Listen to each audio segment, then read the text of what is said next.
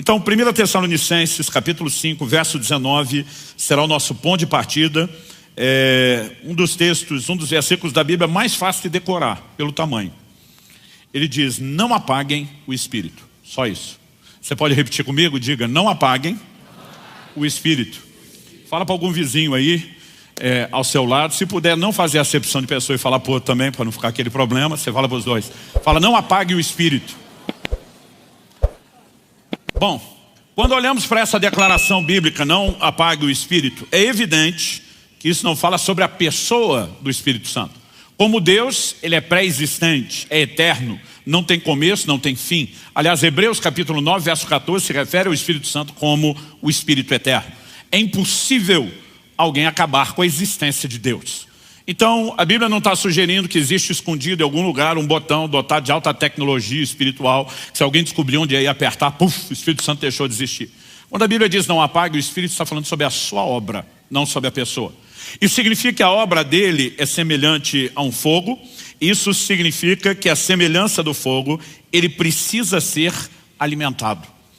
Ele precisa, de interação da nossa parte. Ou seja, esse fogo pode aumentar à medida que nós simplesmente tomamos aí a decisão de colocar mais combustível. Vamos falar do combustível mais conhecido de todos os tempos, que é a lenha. Quanto mais lenha, mais fogo. Quanto menos lenha, menos fogo, ou é possível extinguir completamente o fogo. Com isso, a Bíblia está falando que, obviamente, essa ação do Espírito Santo, que é tão vital, tão essencial para vivermos a vida cristã, não é uma obra unilateral, não depende só dele, e nós temos grande responsabilidade nesse processo.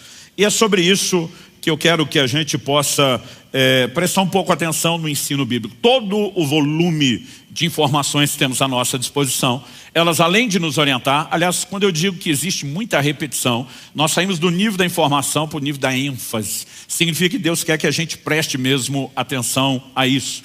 Então, eu quero chamar a sua atenção, e eu quero que você realmente observe comigo. Em primeiro lugar, eu quero destacar isso. O Espírito Santo não age sozinho. Em Romanos, no capítulo 8, no verso 26, nós temos uma declaração da palavra de Deus que não pode ser ignorada quando o assunto é a obra do Espírito Santo. O texto sagrado diz assim, da mesma maneira, também o Espírito nos ajuda em nossa fraqueza, porque não sabemos orar como convém, mas o próprio Espírito intercede por nós com gemidos inexprimíveis. Quando a gente lê que o Espírito Santo nos ajuda, na Almeida Revista Atualizada, essa palavra foi traduzida como assiste, fala de uma assistência. E eu acho que ela define até um pouquinho melhor a ideia de ajuda. Porque quando a gente usa a expressão ajuda no português, nós podemos falar de dois aspectos distintos. Um deles é substituição. Então vamos dizer que eu esteja atarefado, muita coisa a fazer, e eu peça a ajuda de alguém. Pastor Padilha, me ajuda a mover esse púlpito. Esse ajuda pode ser a gente fazer junto, ou porque eu estou atarefado, pode ser ele fazer em meu lugar. Seria uma terceirização, a substituição. Mas a natureza da palavra ajuda, e por isso eu gosto um pouquinho mais da expressão assiste, porque assistência é mais uma participação, ela pode ser feita de outra forma. Vamos supor que isso fosse pesado, o que não é o caso, mas que hipoteticamente fosse, e que eu não desse conta de movê-lo sozinho. E eu pedisse a ajuda do Padilha. O meu pedido de ajuda seria ele pegar uma ponta do peso e eu pegar a outra ponta do peso. Aliás, essa é a natureza da palavra empregada pelo apóstolo Paulo no original grego, o koineu, o grego antigo, de acordo com os léxicos. A palavra que aparece no original é um palavrão, no sentido de ser grande. Sunanti lambanomai. Ele é a composição de três palavras, sun, ante e lambano. O mai é a conjugação da terceira pessoa no verbo depoente. Não faço ideia do que eu estou falando, mas decorei isso para impressionar vocês. E eu estava indo bem, porque alguns estavam olhando com a cara de uau. Só que eu não lembrei o resto do que eu decorei só metade. O mai tem a ver com a conjugação sum, ante e lambano. São três palavras que significam pegar firme, contra alguma coisa, juntamente com alguém. A palavra ante é mais fácil da gente reconhecer, porque o uso dela é muito frequente nas línguas latinas, significa contra, lambano, pegar, e o sum, junto com alguém. Então, essa palavra significa pegar a outra ponta do peso. E ela passou a ser usada no sentido de trabalho conjunto, Tanto que assim, talvez a definição mais rápida, sem explicar todo o processo, seja trabalho conjunto. Quando a Bíblia fala do Espírito Santo nos ajudando, significa que nós não podemos nada sem Ele, nós não podemos nada sem a ajuda dEle. Aliás, já falamos na semana passada que em João 15:5 Jesus diz: sem mim nada podeis fazer. Sem a obra do Espírito nós não vamos a lugar nenhum. Mas o Espírito Santo não age sozinho, não age de forma unilateral. A ação dele não substitui a nossa responsabilidade de interação com ele. Então é muito importante que quando a gente olhe para o desenho bíblico, e quando eu falo desenho bíblico é a doutrina, é a soma, é você juntar as peças do quebra-cabeça, é entender a ideia de parceria, de cooperação ou de interação com o Espírito Santo. Então semana passada falamos que em obras vitais como o arrependimento e a fé, o Espírito Santo tem participação. Então, por exemplo, quando falamos de arrependimento, Romanos 2 diz que a bondade de Deus conduz ao arrependimento. Significa que há uma obra que se inicia em Deus. Em João, no capítulo 16, no verso 8, Jesus falando sobre a vinda do Espírito Santo, o Consolador, e diz: ele convencerá o mundo do pecado. Então não existe arrependimento sem uma obra que proceda de Deus. Agora, isso não significa que o arrependimento é uma obra unilateral divina, como alguns acreditam e ensinam por aí. A mensagem de Jesus, Marcos capítulo 1, versos 15 e 16, ele chega dizendo: o tempo está cumprido, é chegado o reino de Deus, e diz: arrependei-vos e crede no Evangelho. Nós temos dois imperativos: arrependam-se e creiam. Agora, não nos seriam mandado arrepender se o homem não tivesse responsabilidade alguma no arrependimento. Se é Deus que determina unilateralmente o arrependimento, você não precisa mandar ninguém fazer, é só deixar que Deus o faça. Agora, quando a Bíblia ordena que nos arrependamos, significa que tem a nossa parte. O problema é que às vezes alguns grupos pegam o imperativo e diz: é responsabilidade humana. Os outros pegam: o Espírito Santo convence, a bondade de Deus diz: é divino. E de vez em quando alguém nos pergunta: e aí, é um ou outro? Eu falei: gente, a Bíblia não se contradiz, não é um ou outro. É tanto um quanto o outro, são ambos. E a única forma de você equilibrar os dois é entender que Deus faz a parte dele, mas nunca sozinho. E o homem precisa corresponder com Deus. Nós chamamos isso de interação. Então o Espírito Santo também é chamado em 2 Coríntios 4:13 de o Espírito da fé, mas nos é ordenado crer. Efésios capítulo 2 diz: pela graça sois salvos mediante a fé, isso não vem de vós, é um dom de Deus. Então tanto a graça que salva como a fé, que Romanos 5:2 diz dá acesso à graça, procede de Deus. Romanos 12 diz que ele repartiu uma medida de fé com cada um de nós. Evidente que a fé procede dele, mas a minha responsabilidade de usar os recursos que me são oferecidos e de corresponder é inquestionável, porque temos participação humana. Nós podemos falar sobre o que vem depois da conversão. Gálatas capítulo 5, verso 16, um texto que eu citei semana passada: andai no Espírito e jamais satisfareis a concupiscência da carne. Andai é uma ordem que nos é dada, logo nós temos uma responsabilidade. Agora, eu e você precisamos entender o seguinte: se o Espírito Santo fizesse tudo sozinho, não precisaria nos ser mandado andar nele, caminhar nele. Mas só nos foi mandado porque nós temos responsabilidade. Romanos capítulo 8, verso 14 diz: pois todos os que são guiados pelo Espírito de Deus são filhos de Deus. A palavra traduzida guiado, um dos seus sentidos e possibilidade de tradução é ser tomado pela mão e ser conduzido até o destino final. Esse vai ser o assunto das nossas conversas nos próximos domingos. Mas quando a Bíblia diz que o Espírito guia, é importante entender que a Bíblia não diz que ele arrasta. Dá para entender a diferença? Então ele não força, ele não te obriga. E eu quero que a gente possa olhar isso não só na perspectiva da vida cristã. Eu quero que a gente possa, quando eu falo da vida cristã, no sentido de salvação, de santificação, de desenvolvimento daquilo que é pessoal. Quando falamos tanto da obra do Espírito Santo em nós, no sentido de experiências, como falamos da maneira como ele deseja nos usar, a operação dos dons, a unção, aquilo que diz respeito ao serviço e vai tocar a vida de outros. Eu quero chamar e classificar em segundo lugar agora de o mover do Espírito Santo. Isso também tem a natureza de interação. Eu gostaria que você abrisse comigo a sua Bíblia em Ezequiel, no capítulo 47. E nós vamos ler primeiro do versículo 1 até o 5. Depois, na sequência, nós vamos ler do 6 ao 12. Então seria interessante você deixar a Bíblia aberta ou o texto aí marcado. E a gente precisa entender uma visão que está por trás do livro de Ezequiel. Ezequiel profetiza durante o tempo do cativeiro, quando a nação, tanto de Israel como de Judá, ambos reinos divididos, tinham chegado ao clímax, ao apogeu da apostasia. É o pior momento, espiritualmente falando, da história da nação. Logo no capítulo 3, Ezequiel tem uma visão da glória de Deus se retirando do templo. De Deus dizendo: por causa dos pecados de vocês, eu estou fora, não brinco mais, estou abandonando vocês. São palavras duras de juízo. Mas lá no final do livro, começa todo um tom e uma conversa sobre restauração.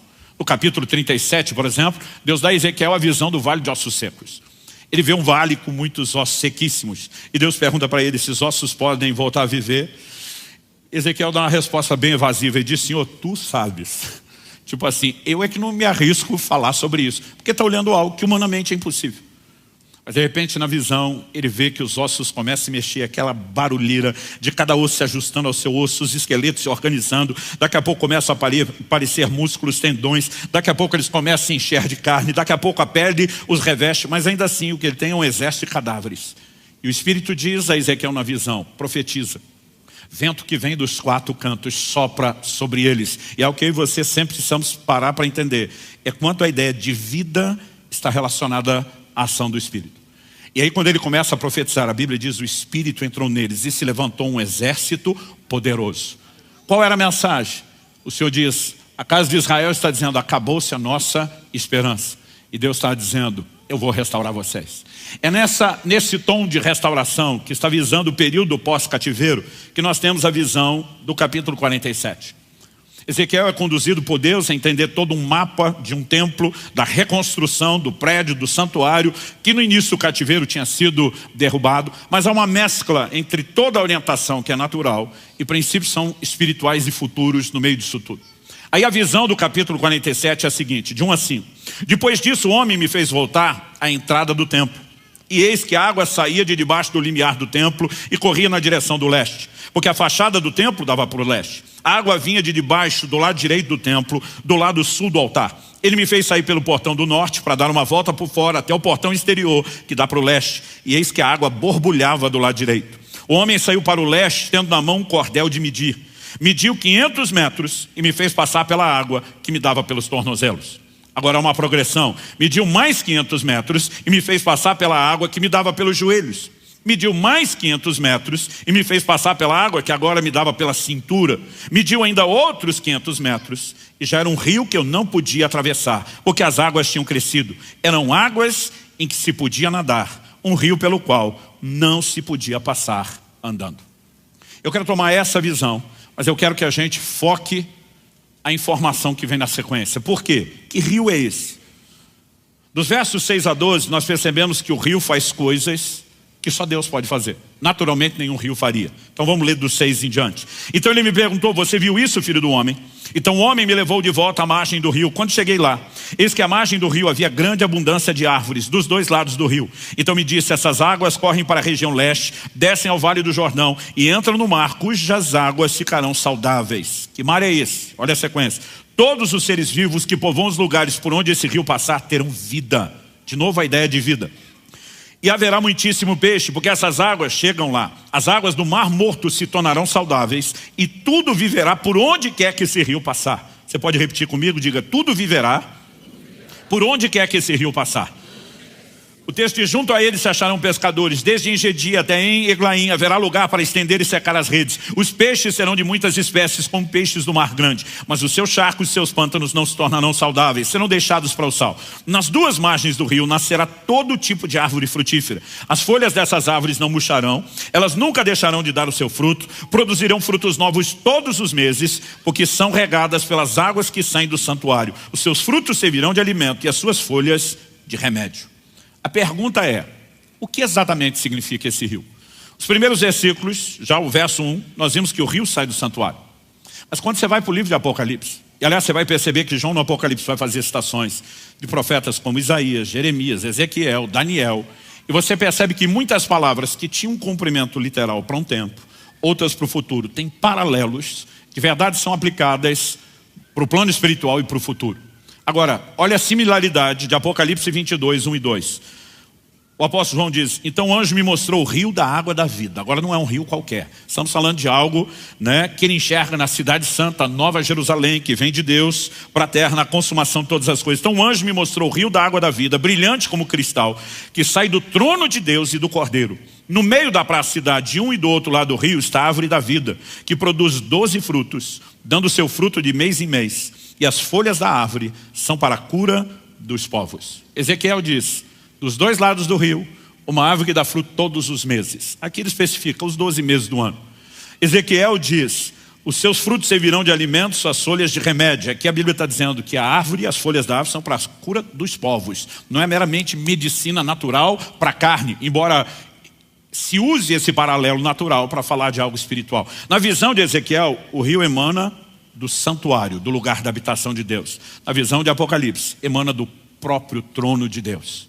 Não só o rio emana dele, mas faz coisas que ninguém pode fazer. A visão de Ezequiel, as águas desse rio tocavam o mar morto. E a Bíblia diz que ficava saudável e havia enxames de peixe. Gente, eu gosto de dizer que o mar morto não é só morto, ele é matador. A razão pela qual se chama de mar morto é porque não há quase que nenhuma forma de vida. Muito poucas bactérias conseguem sobreviver, né, ali dentro. Por quê? É um dos lugares mais baixos da terra. A água desce para lá, não escoa para lugar nenhum. Vai evaporando. À medida que a água evapora, os sais vão ficando. 1/3 da água é sal.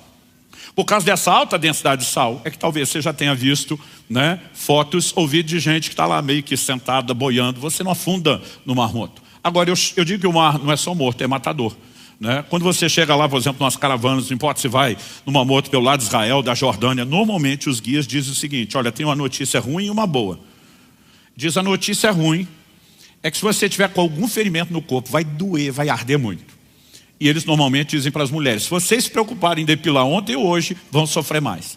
Mas ele diz, a notícia boa é que se tiver micose no meio dos dedos, vai morrer tudo. Né? Porque o sal tem esse poder. Quando você era criança, ficava com dor de garganta, a mamãe usava o quê? Salmoura, justamente por causa disso. Então eu brinco que o mar não é só morto, ele é morto porque o sal é matador. Não há formas de uma água qualquer que chegue lá produzir o resultado que está falando. Aliás, no Salmo 46, no verso 4, a Bíblia diz: há um rio cujas correntes alegram a cidade de Deus, o santuário das moradas do Altíssimo. O rio sempre está relacionado com o lugar da presença de Deus, e por onde passa, tudo volta a viver. É uma das figuras mais claras do mover do Espírito Santo. E por que eu estou pegando esse exemplo? Ezequiel é levado por um anjo, ele está de olho no rio. Aí o anjo diz para ele, na tradução da Bíblia, na linguagem de hoje, versão mineira ou goiana: bora para dentro do rio. E ele está com um cordel, uma vara de medir. E a Bíblia diz que ele mede 1000 côvados, que são aproximadamente 500 metros. A minha tradução já deu a medida em metro. Você consegue imaginar isso? 0,5 quilômetro de medição, andando o rio adentro. 0,5 quilômetro. Depois de 500 metros, a Bíblia diz que a água ainda dá no tornozelo. Eu nunca vi rio nenhum, ajuntamento nenhum de água, em lugar nenhum do mundo, onde depois de você andar 0,5 quilômetro, a água ainda está no tornozelo, rasinho. Mas os dois não pararam ali. E a razão pela qual eles não pararam aí me parece bem lógica, bem óbvia. Porque não era hora de parar.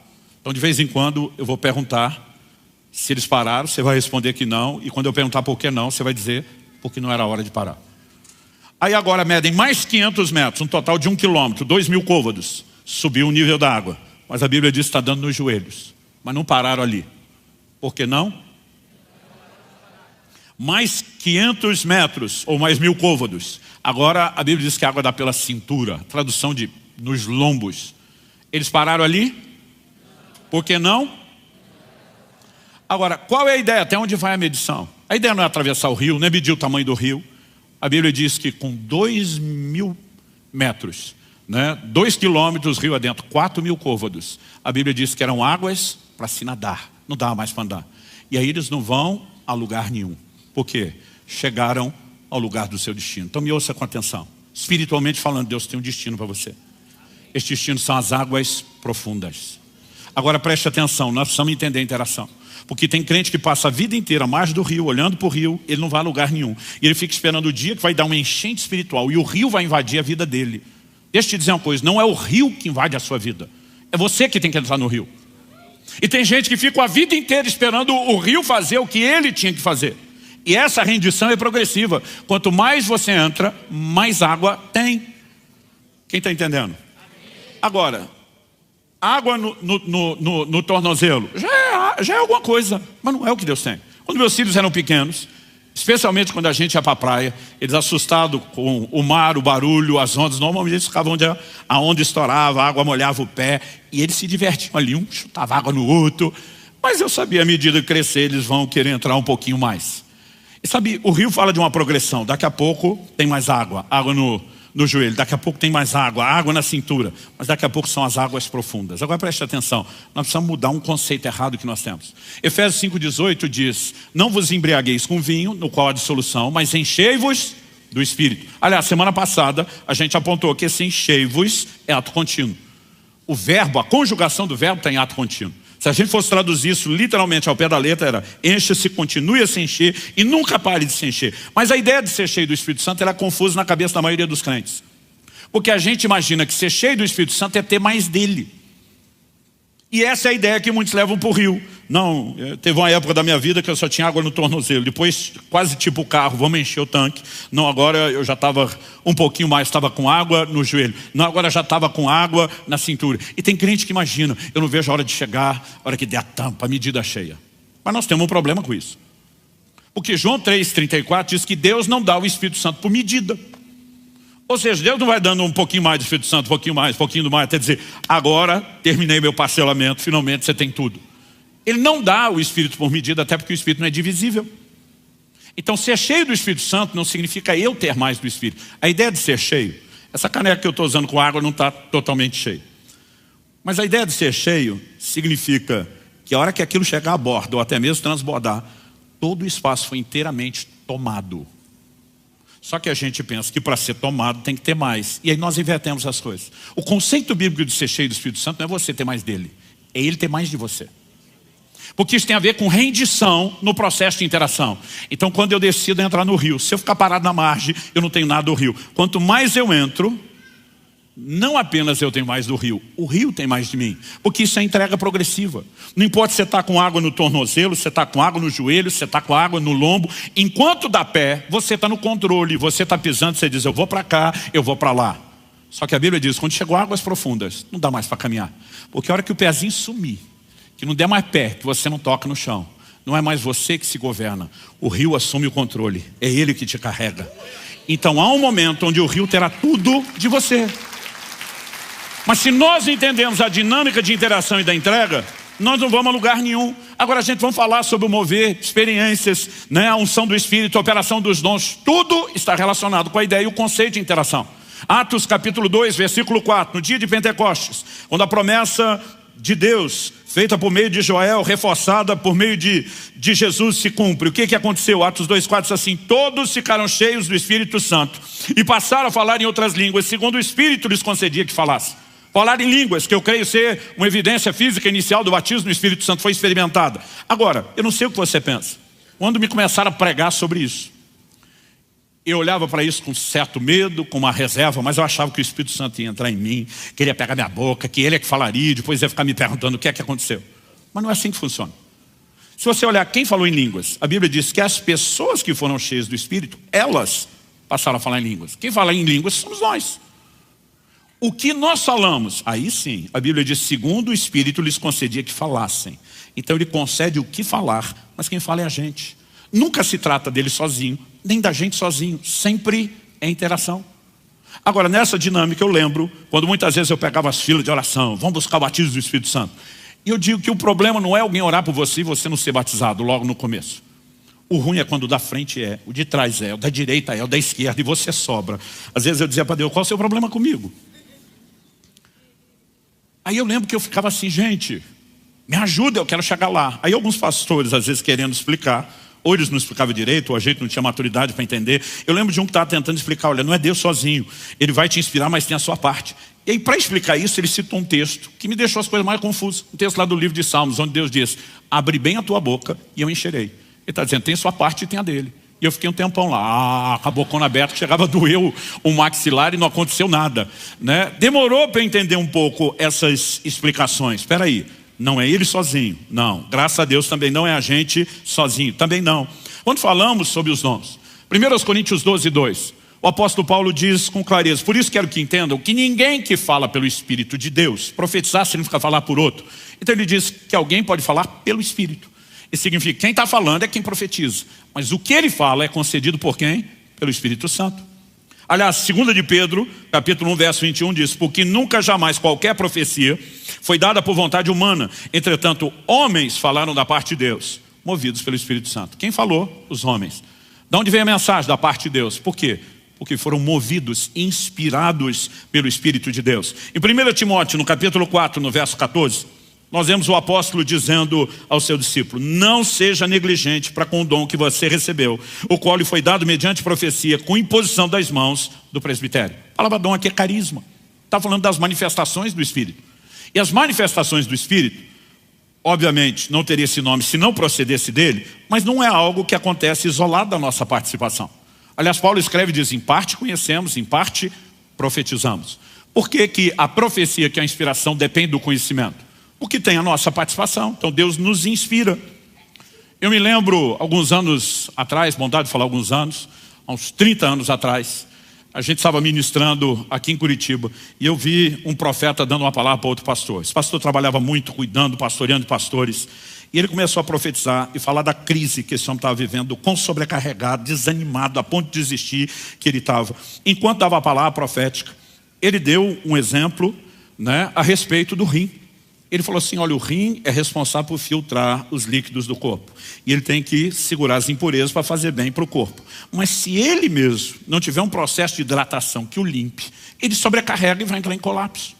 Ele falou: não adianta Deus te levantar para filtrar tudo na vida de outros e você não se expor às águas da presença dele. Ou você entra no lugar de deixar as águas do Espírito te tocar profundamente, ou você não vai aguentar o ministério.